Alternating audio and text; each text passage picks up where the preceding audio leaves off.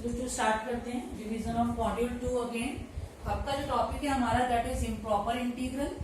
Improper integral को भी जल्दी से देख लेते हैं, बहुत ही सिंपल है। इम्प्रॉपर इंटीग्रल में जितने भी वैरायटी के क्वेश्चन हो सकते हैं वो सब मैंने ऑलरेडी बोर्ड पर लिख दिए हैं। अब एक एक करके इन क्वेश्चंस को समझ लेते हैं और इनको कैसे सिंप्लीफाई करना उसको देख लेते हैं। सबसे सारे क्वेश्चन को एक बार देखते हैं कि इनमें डिफरेंस क्या है। आप फर्स्ट क्वेश्चन को देखेंगे, इसकी जो लिमिट्स हैं, हर क्वेश्चन में बस आपको लिमिट्स पे ध्यान देना है। इसमें जो लिमिट्स है वो 0 से लेकर इनफाइनाइट है, यानी कि अपर लिमिट इनफाइनाइट है। जब भी इनफाइनाइट लिमिट आती है तो वो इम्प्रॉपर इंटीग्रल की पहचान है। आप देखेंगे यहाँ पर लोअर पे माइनस इनफाइनाइट है, तो जब भी माइनस इनफाइनाइट आ जाए तो वो भी इम्प्रॉपर इंटीग्रल है। तो जब भी अपर लिमिट में इनफाइनाइट आएगा तो प्लस साइन के साथ होगा, लोअर के साथ आएगा तो माइनस साइन के साथ होगा। ये भी पॉसिबिलिटी हो सकती है कुछ क्वेश्चन में कि लिमिट आपकी माइनस इनफाइनाइट से लेकर प्लस इनफाइनाइट तक आ जाए, तो वो भी आपका इम्प्रॉपर इंटीग्रल है। आपको एक वैरायटी ऐसी भी हो सकती है जिसमें आपकी लिमिट्स में कोई ऐसी वैल्यू आ जाए जो कि इसको इंटीग्रेट करने में और वैल्यू को पुट करने में इसका जो लिमिट है वो एग्जिस्ट ही ना करे। जैसे कि आप देख सकते हैं 0 रखने पर यहाँ पर प्रॉब्लम बन सकती है, तो ये भी आपका इम्प्रॉपर इंटीग्रल है। और ये एक अलग तरीके का इंटीग्रेशन है जिसमें डायरेक्ट आपको कोई प्रॉब्लम नहीं दिखाई दे रही है, लेकिन ये इम्प्रॉपर इंटीग्रल है। इसको किस तरीके से प्रॉपर बनाकर सॉल्व करेंगे वो मैं आपको अभी बताऊंगी। तो बच्चों सबसे पहले मैं क्वेश्चन नंबर 1 से स्टार्ट कर रही हूँ। क्वेश्चन नंबर 1 को देखते हैं कि इसको किस तरीके से हमें सिंप्लीफाई करना होता है।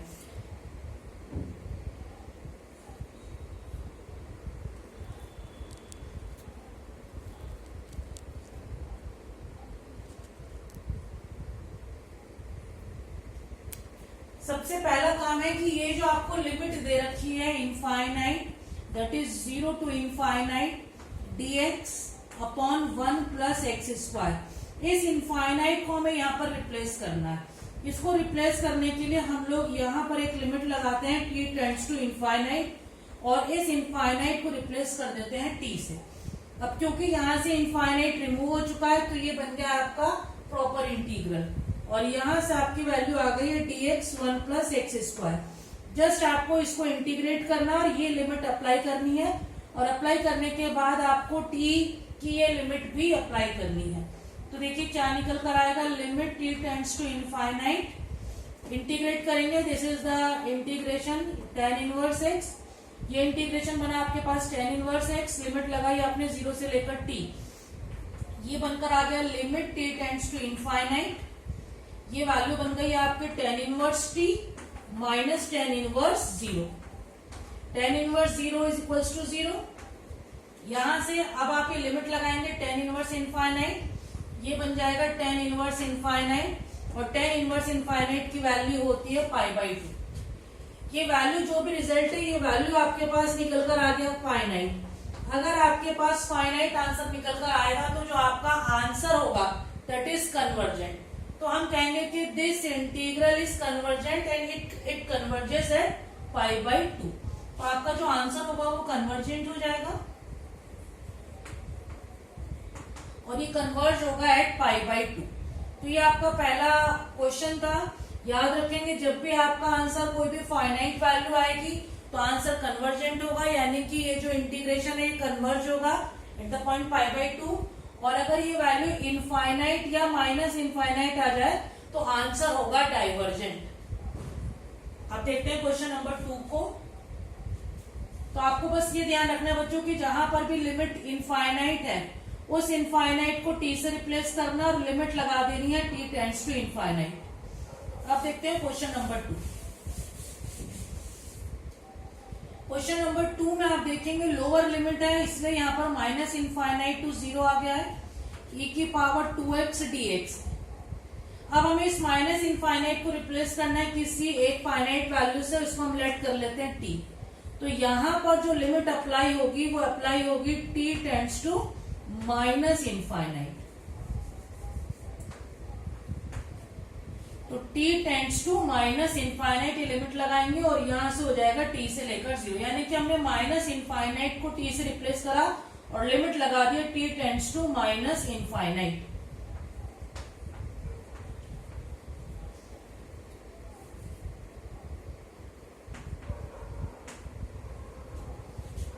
ये बन जाएगा limit t tends to minus infinite.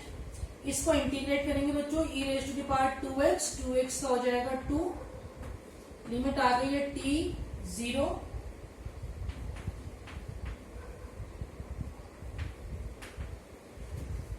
ये बनकर आ रहा है आपका e की पावर 0/2 माइनस e की power 2t/2। e raise to the power 0 आपको पता है 1 होता है, तो ये वैल्यू आपकी 1 हो जाएगी।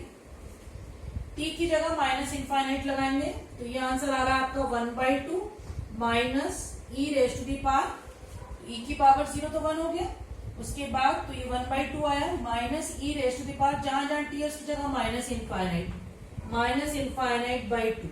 आपको पता है e की पावर माइनस इनफाइनाइट कितना होता है 0, तो आपका आंसर आ जा रहा है 1/2। अगेन आप देख सकते हैं आपका आंसर फाइनाइट आ गया, तो इसका मतलब आपका ये जो इंटीग्रेशन है ये कन्वर्ज होगा एट द पॉइंट हाफ, और इसका आंसर हम बोलेंगे कन्वर्जेंट। आपका क्वेश्चन ये होगा कि एग्जामिन द कन्वर्जेंस और the divergence of the improper integral. तो इस तरीके से आप क्वेश्चन नंबर 2 को देख सकते हैं, क्योंकि आपका फाइनाइट आंसर आया तो आपका जो इंटीग्रेशन होगा वो कन्वर्जेंट होगा। आप देखते हैं थर्ड,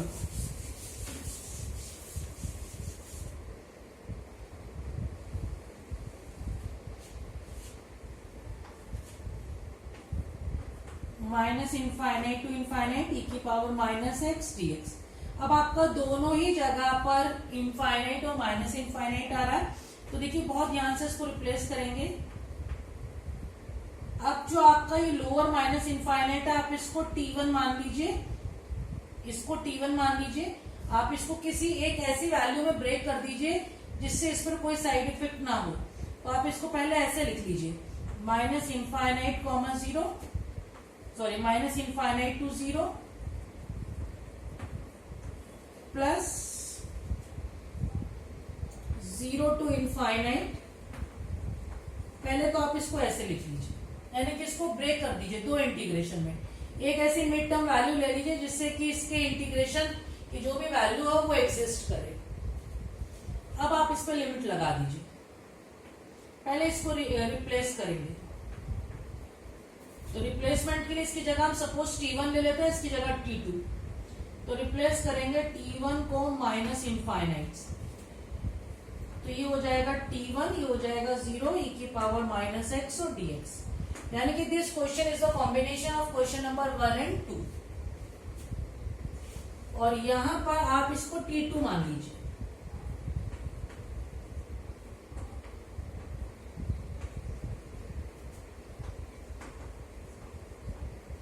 इस तरीके से आपके पास एक t1 आ गया, एक t2 आ गया। t1 tends to minus infinite, t2 tends to infinite.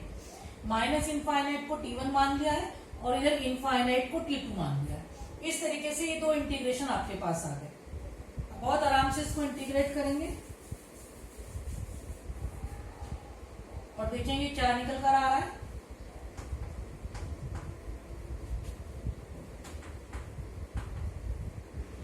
e की पावर माइनस एक्स का इंटीग्रेशन, e की पावर माइनस एक्स माइनस का माइनस, ये इंटीग्रेशन हो गया।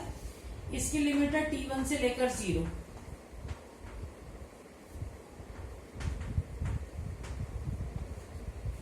e की power minus x minus e की पावर माइनस एक्स इंटीग्रेशन हो गया, और इसकी लिमिट है 0 से लेकर t। बहुत ध्यान से लिमिट अप्लाई करेंगे।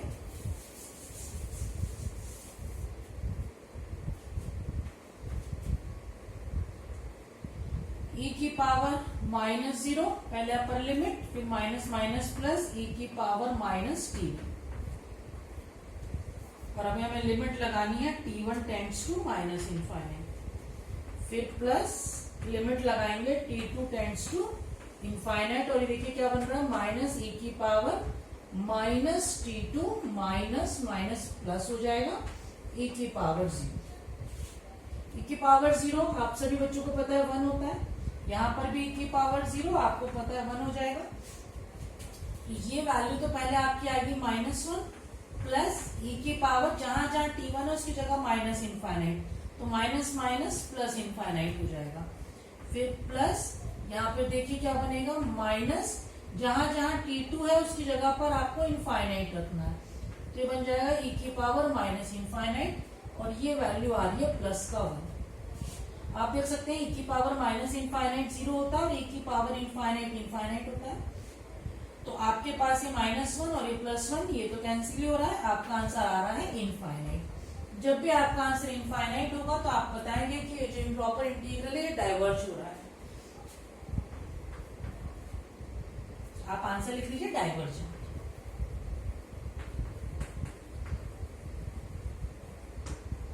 आपका आंसर आ गया डाइवर्जेंट। ये क्वेश्चन नंबर 4 था। एक बार क्वेश्चन नंबर 5 देखते हैं बच्चों।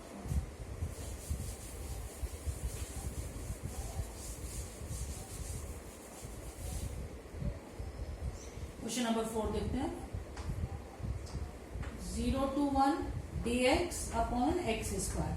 ये जो जीरो लिमिट है इसकी वजह से ये एग्जिस्ट नहीं कर रहा, तो हमें जीरो को थोड़ा सा रिप्लेस करना पड़ेगा। लिमिट हमारी 0 से 1 ही रहनी चाहिए, यानी कि रेंज हमारी 0 से 1 है। हमारी रेंज जो है, जो हमारा इंटरवल है वो 0 से लेकर 1 है, इसके बीच में ही वैल्यू लाई करनी चाहिए। तो इसको देखिए बहुत ध्यान से हम लोग कैसे लिखेंगे। अगर हम इस 0 में कुछ प्लस कर दें, 0 में कुछ प्लस कर दें तो इस रेंज के अंदर ही आएंगे।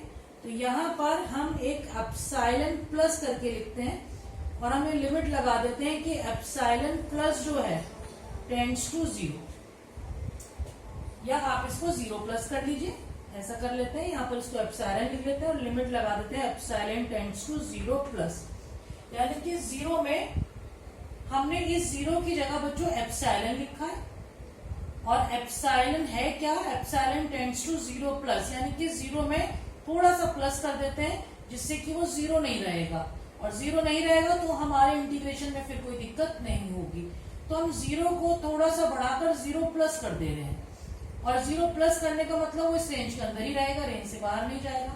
तो यहाँ पर हम 0 की जगह एप्सिलॉन लिखेंगे, हमने इसको 0 प्लस करा है, ये आ जाएगा 1 dx, और आप x की पावर -2 लिख सकते हैं इंटू dx लिख सकते हैं। अब इसका बड़े आराम से इंटीग्रेशन करेंगे, देखते हैं क्या बनकर आएगा।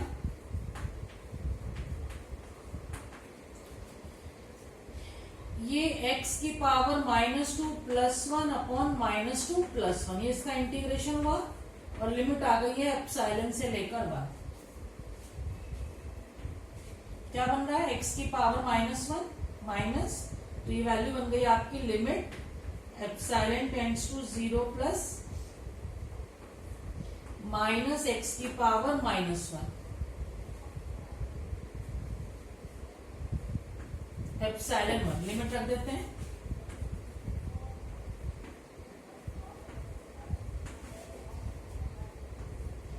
माइनस x, जहां जहां x है पहले उसकी जगह 1 रखना है, तो ये तो -1 ही आ जाएगा। फिर माइनस माइनस प्लस हो जाएगा, x की जगह एप्सिलॉन आ जाएगा, एप्सिलॉन -1, और एप्सिलॉन को किससे रिप्लेस करना है, 0 प्लस, यानी कि 0 से 0 प्लस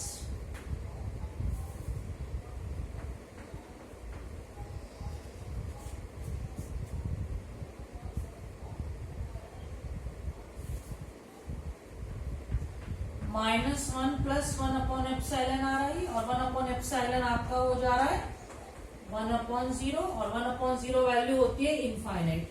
तो आपका आंसर इनफाइनाइट आ रहा है, इसका मतलब आपका आंसर हो जाएगा डाइवर्जेंट।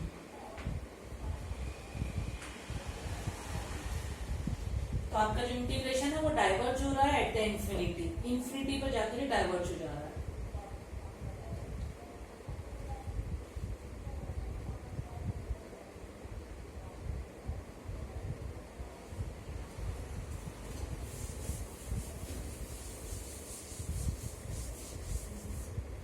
अब देखते हैं फिफ्थ में। फिफ्थ में बच्चों आपको थोड़ा सा ध्यान से देखना है किस तरीके से करना है।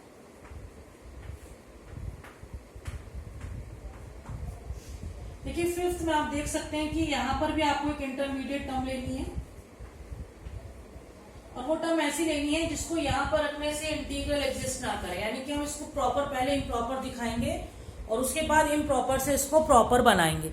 तो पहले हमें इसको शो करना है इम्प्रॉपर।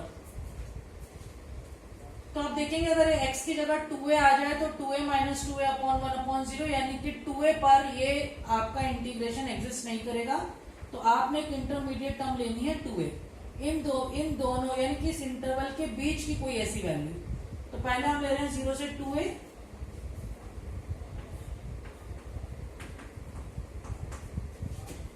और फिर इसको लिख देंगे 2a से लेकर 3।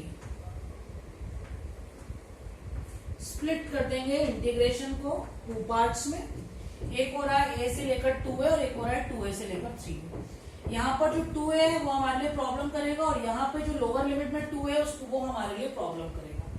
तो अभी हम क्या करेंगे, जैसे मैंने आपको बताया था कि इस 2a की जगह एप्सिलॉन 1 रिप्लेस कर देते हैं और लिमिट लगा देते हैं कि जो एप्सिलॉन 1 है वो इस 2a से थोड़ी कम है, उसको माइनस कर देते हैं। इसका मतलब हम क्या कर रहे हैं, हमें ये पता चल रहा है कि 2a रखने पर प्रॉब्लम हो सकती है, तो हम 2a में से कुछ माइनस कर दे रहे हैं।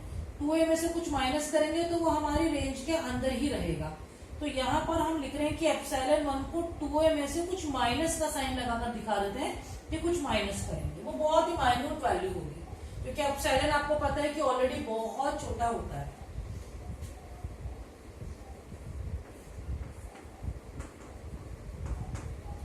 अब देखिए यहाँ पर ये डिनोमिनेटर मतलब ये लोअर लिमिट प्रॉब्लम कर रही है 2a, तो क्या करेंगे यहाँ पर इसको भी एप्सिलॉन से रिप्लेस करेंगे, इसको एप्सिलॉन 2 मान लेते हैं। लेकिन 2a को हटाना है और इसकी जगह कोई और वैल्यू लानी है, तो वो वैल्यू 2a से अलग होनी चाहिए। तो हम उसमें 2a प्लस समथिंग कर देंगे, जिससे कि 2a से थोड़ा ज्यादा हो जाए और इस रेंज के अंदर ही एग्जिस्ट करे। तो इसका मतलब हम यहाँ पर जो एप्सिलॉन 2 लिख रहे हैं वो हम बता रहे हैं कि epsilon 2 tends to 2a plus, 2a से थोड़ा ज्यादा होगा।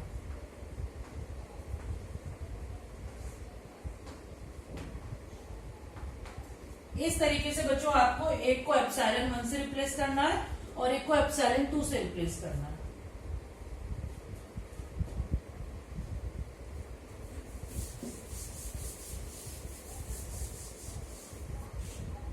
लेकिन क्या बनकर आ रहा है,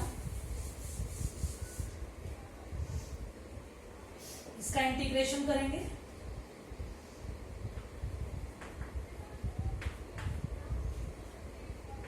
-2a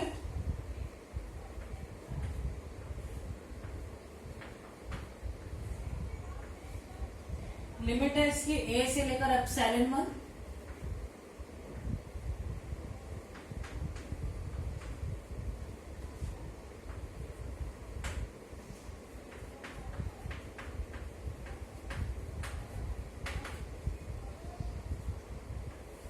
सेम इंटीग्रेशन बनेगा।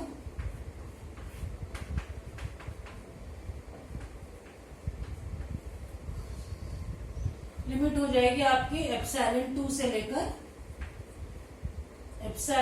लेकर ये 3a था।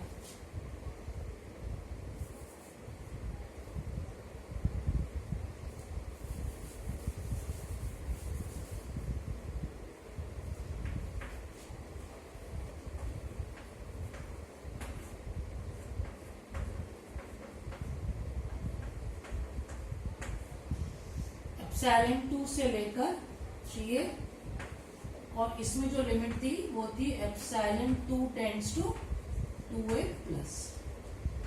ये हमारी इक्वेशन बनकर आई। आप देखते हैं क्या बन रहा है। ये लिमिट अप्लाई करते हैं बच्चों। सबसे पहले एप्सिलॉन 1 और a, जहां जहां x है उसकी जगह एप्सिलॉन 1। ये बन रहा है माइनस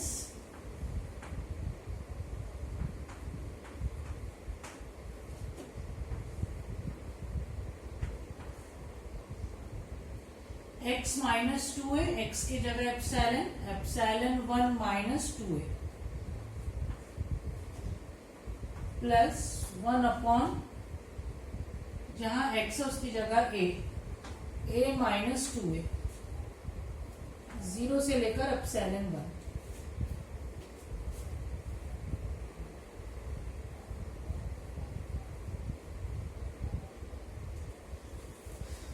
प्लस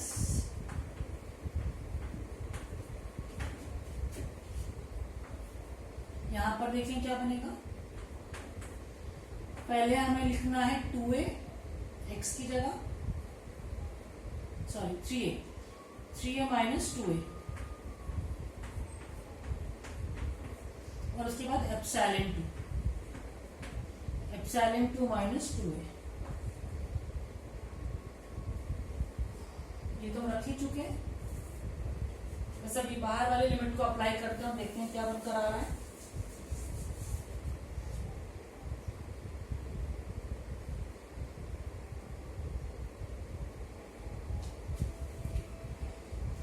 जहां जहां एप्सिलॉन 1 है उसकी जगह 2a रख देते हैं। 2a रखते ही 0 हो जाएगा, 1/0 इनफाइनाइट हो रहा है। इसका आंसर आ रहा है इनफाइनाइट। जब भी आंसर इनफाइनाइट होगा तो यह आ जाएगा आपका डाइवर्जेंस, यानी कि जो लिमिट है वो डाइवर्ज हो रही है। बिल्कुल सही है, आपका आंसर आ रहा है इनफाइनाइट। आप यहीं से देख सकते हैं 2a रख रहे हैं 0, 1/0 इनफाइनाइट।